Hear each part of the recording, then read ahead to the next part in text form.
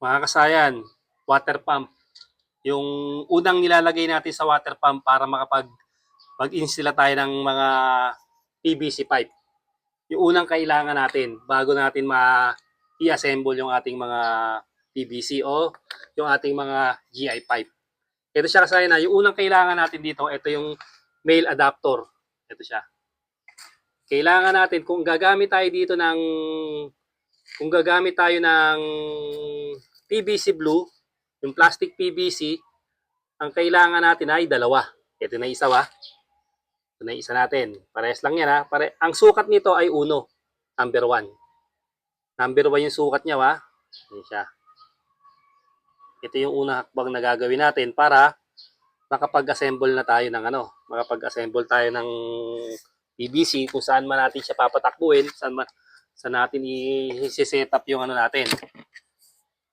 Ayan ba, sample lang natin to ha. Ayan siya, yung mga setup natin. Saan tayo magsi-setup, yan yung unang kailangan natin. Male adapter yung unang kailangan natin ha. Kung heavy duty naman,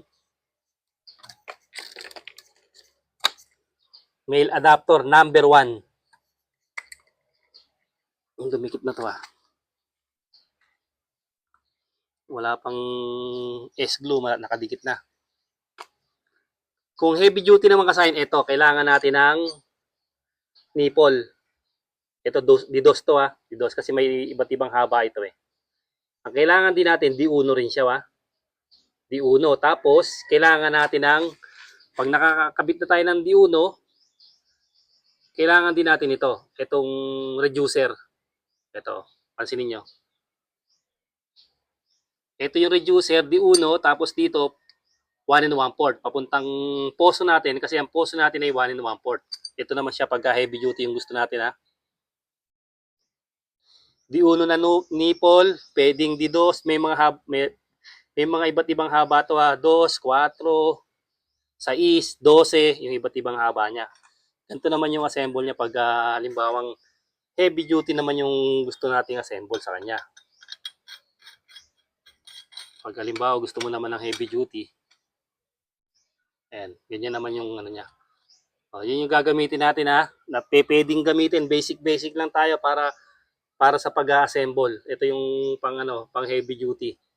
Number 1 male adapter, tapos dito number 1 na nipple, depende sa inyo kung 2 inches, 4 inches, 6 inches, 12 inches yung gagamitin nyo kung paano yung setup.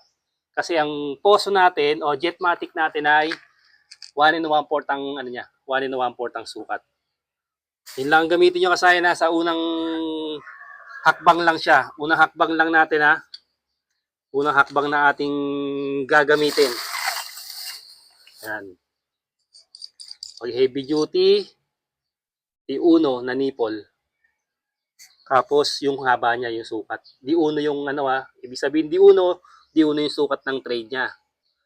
Tapos yung ito naman, yung haba, yun naman yung 2 inches, 4 inches, 6 inches, 12. Yun yung pagpipilian natin. Tapos conversion, 1 by 1 1/4. Ito yung uno. Pagdating dito, 1 1/4 na yung 1 1/4 na siya. Yan na siya. Makakapag-assemble ka na. Basta na alam mo na yung gagamitin mo sa unahan ng yung water pump. Sa may pinaka-trade niya. Hanggang dito na lang mga kasayan. Salamat sa panonood.